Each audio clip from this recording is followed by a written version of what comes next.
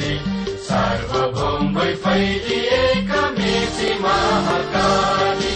सयौं थुङ्गा फुलका हामी एउटै माला नेपाली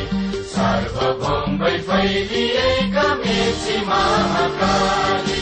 प्रकृतिका कोटि कोटि सम्पदाको आचला वीरहरूका रगतले स्वतन्त्र आचला ज्ञान भूमि शान्ति भूमि तराई पहाड हिमाल अखण्ड यो प्यारो हाम्रो मातृभूमि नेपाल बहु जाति भाषा धर्म संस्कृति छ विशाल